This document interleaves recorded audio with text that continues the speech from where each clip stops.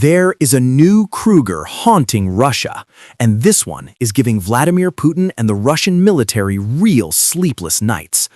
No, this is not the horror movie villain Freddy Krueger, but in modern war, it may be just as terrifying. Sweden's Krueger 100 and its newer upgraded version, the Krueger 100 XR, are powerful anti-drone systems built to solve two of the biggest problems in today's battlefield: cost and scale. That is what makes them so dangerous. In a war where cheap drones are launched in huge numbers, stopping them without spending massive amounts of money has become one of the hardest challenges. But Sweden may have found an answer. The Krueger system is designed to be light, mobile, battery-powered, and effective enough for both military and civilian use, making it a serious new player in the growing war between drones and counter-drone weapons. If this system performs the way many expect, it could change the balance in eastern Ukraine, weaken Russia's attack tactics, and help close major gaps in Europe's air defense network. And that is exactly why this Swedish weapon is getting so much attention. Before we go deeper into how it works and why it matters, make sure to like this video and subscribe, because most people who watch still haven't subscribed, and your support helps us keep bringing you more deep, powerful breakdowns of the world's most important military technologies.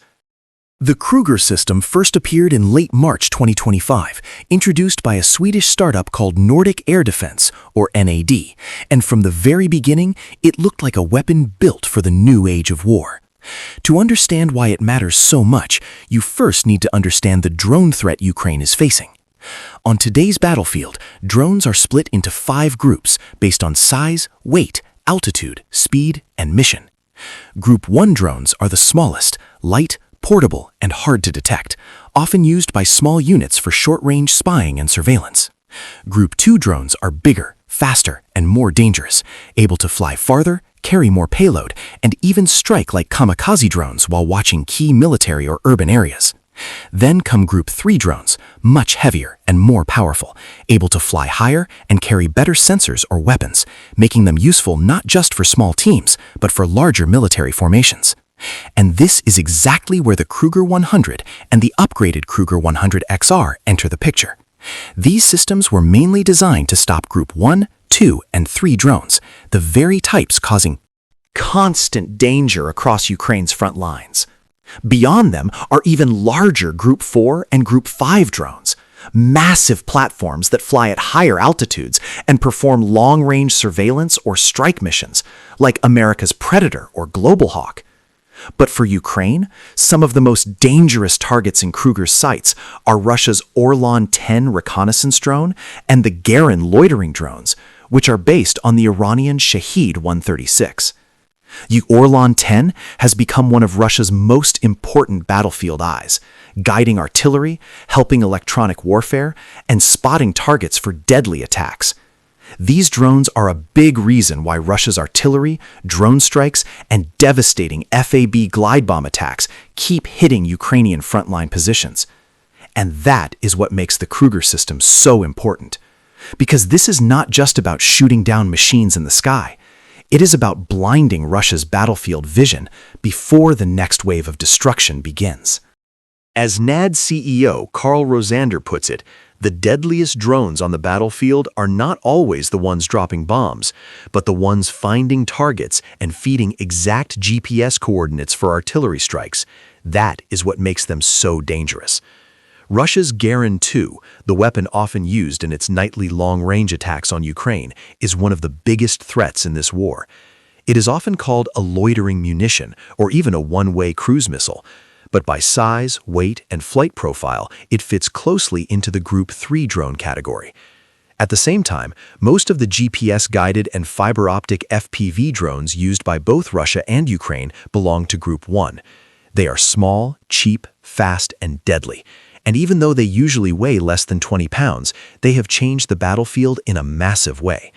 In fact, these tiny FPV drones are believed to have destroyed around 2/3 of Russia's 3,000 to 4,000 tank losses in the war.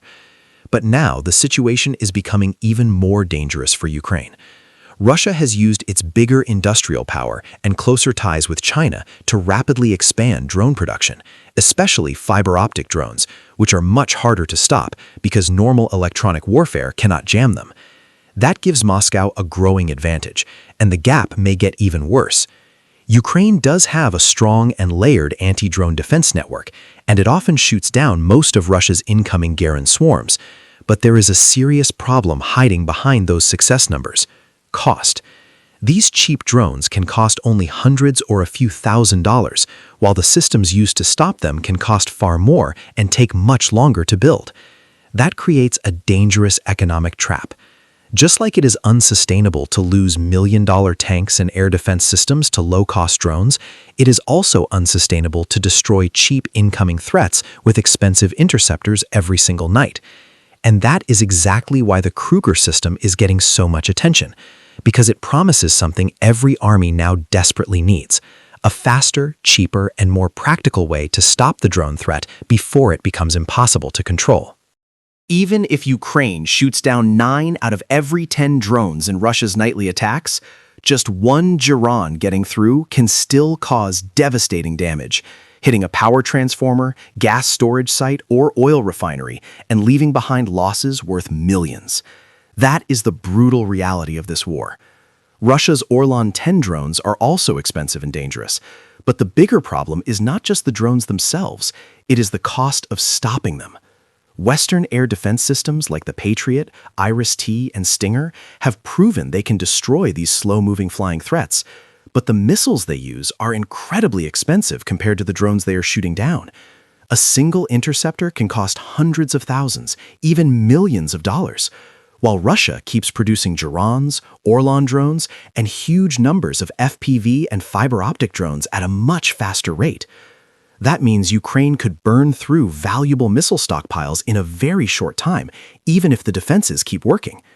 And that is why this war is no longer just about firepower, it is about economics. NATO itself has admitted that using a missile worth $500,000 to destroy a drone worth a few $1,000s is simply not sustainable. This is exactly where Sweden's Krueger 100 and Krueger 100 XR become so important. Instead of relying on costly interceptor missiles, the Krueger uses a much cheaper mini-missile system designed to hunt drones with sensors and smash them out of the sky at high speed. The original version uses pure kinetic force, making it safer for civilian areas, while the XR version adds longer range, a thermal seeker, a warhead, and more time in the air. But the biggest shock is the price. At under $5,000 per missile, the Krueger changes the whole equation. Suddenly, Ukraine and Europe could have a weapon that is not only effective, but affordable enough to mass produce in large numbers. And in a war where drone swarms keep coming night after night, that kind of solution could become one of the most important battlefield game changers of all. What makes the Krueger 100 truly dangerous is not just that it can hit drones, but that it can do it cheaply, fast, and in huge numbers. That is the part that should worry Russia most. Unlike traditional interceptors, which depend on heavy engines, expensive onboard hardware, and parts that are often tied to Chinese supply chains, the Krueger uses a smarter and simpler design. It is battery-powered, driven by an electric rear propeller, and controlled by advanced software that helps it chase and destroy targets with speed and precision. This makes it lighter, cheaper to build, easier to maintain, and perfect for mass production in a war where drones are everywhere. The system is also highly flexible. It can be launched in different ways, from handheld launchers to crates and even vehicle-mounted systems, giving forces the ability to spread thousands of these smart interceptors across the battlefield and around critical infrastructure. But maybe the most powerful feature of all is that the Krueger can be upgraded through software. That means when Russia changes its drone tactics or introduces new countermeasures, the system does not need to be pulled back to a workshop for a major rebuild. It can be updated remotely, quickly, and continuously. In a war that changes week by week, that kind of adaptability is a massive advantage. On top of that, Nordic air defense is trying to reduce dependence on both China and the United States by building a stronger European supply chain, making the system even more resilient in a time of sanctions, shortages, and geopolitical tension. And while many details are still secret, NAD says the Krueger can engage targets at altitudes of up to 13,000 feet, putting Russian German drones, FPV drones, and fiber optic drones firmly in its sights. This is why the Krueger is not just another anti-drone weapon. It is a smart, scalable, modern answer to one of the biggest threats in today's war. The civilian version of the Krueger is believed to reach speeds of around 168 miles per hour, already fast enough to outrun and intercept dangerous Russian drones like the Garand 2, Orlan 10, and many FPV and fiber optic drones, while the military versions being used for war are expected to be even faster. And that is what makes this system so dangerous. These many missiles may be small, only around 7.5 to 12 inches long, but their potential impact is huge. This is not just a battlefield weapon for Ukraine. The Krueger was also designed to protect civilian infrastructure, places like airports, nuclear power plants, ports, government sites, and ships, where even one drone strike can create chaos. That matters now more than ever, because Europe is facing a rising wave of suspicious drone activity, including reported surveillance near sensitive locations in Sweden and across NATO's eastern flank. Nordic Air Defense says Sweden's current air defense only covers a small part of the country, mostly military sites, leaving major gaps that drones could exploit. And that is where the Krueger could become a game changer. Because it is cheap, portable, and quick to deploy, countries with limited budgets, especially the Baltic states, could use it to protect forward troops, supply depots, and critical infrastructure without spending a fortune. The non-explosive 100 version also lowers the risk of civilian casualties from falling debris, making it even more useful in populated areas. But this system is not perfect.